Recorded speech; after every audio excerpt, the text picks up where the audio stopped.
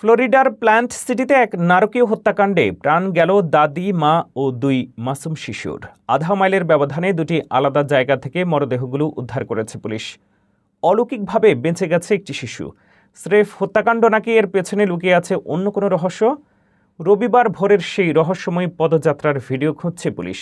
মর্মান্তিক এই ঘটনার বিস্তারিত জানাচ্ছেন ফারজানা আফরোজ।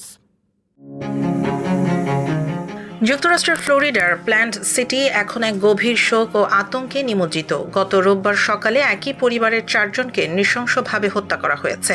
নিহতদের মধ্যে রয়েছেন একজন 55 বছর বয়সী নানি, তার 28 বছর বয়সী মেয়ে এবং মাত্র 4 বছর ও 4 মাস বয়সী 2 অবুঝ শিশু। প্ল্যান্ট সিটি পুলিশ জানায়, রোববার ভোরে শহরের কেন্দ্রস্থলের উত্তর দিকে একটি গোলযোগের খবর পেয়ে পুলিশ ঘটনাস্থলে পৌঁছায়। সেখানে তারা মা এবং 2 শিশুকে গুরুতর অবস্থায় দেখতে পায়। 4 বছর এবং 4 মাস বয়সী শিশু দুটি ঘটনাস্থলেই মারা যায়। গুরুতর আহত মাকে হাসপাতালে নেওয়া হলে সেখানে তার মৃত্যু হয়। অলৌকিকভাবে একই স্থানে থাকা তৃতীয় একটি শিশু অক্ষত অবস্থায় উদ্ধার করা হয়েছে। তদন্ত চলাকালীন পুলিশ আধা মাইল দূরে দ্বিতীয় একটি স্থানে 55 বছর বয়সী নানির মরদেহ উদ্ধার করে। পুলিশের ধারণা, এই হত্যাকাণ্ডগুলো একই সূত্রে গাঁথা। তবে এখন পর্যন্ত কোনো সন্দেহভাজন বা এই নৃশংস অপরাধের পেছনের কারণ সম্পর্কে কোনো তথ্য পাওয়া যায়নি।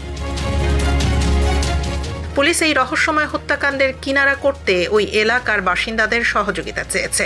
বিশেষ করে রোববার ভোর 5:30 থেকে সকাল 7টা পর্যন্ত সময়ের সিসিটিভি ফুটেজ পুলিশের কাছে জমা দেওয়ার অনুরোধ করা হয়েছে।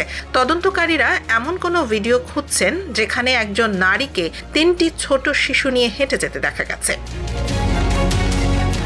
তদন্তের স্বার্থে পুলিশ এখনও নিহতদের নাম প্রকাশ করেনি। একটি সাজানো পরিবার কেন এবং কার আক্রোশের শিকার হলো তা নিয়ে পুরো এলাকায় তোলপাড় চলছে। খুনিকে দ্রুত শনাক্ত করতে পুলিশ সর্বোচ্চ চেষ্টা চালিয়ে যাচ্ছে।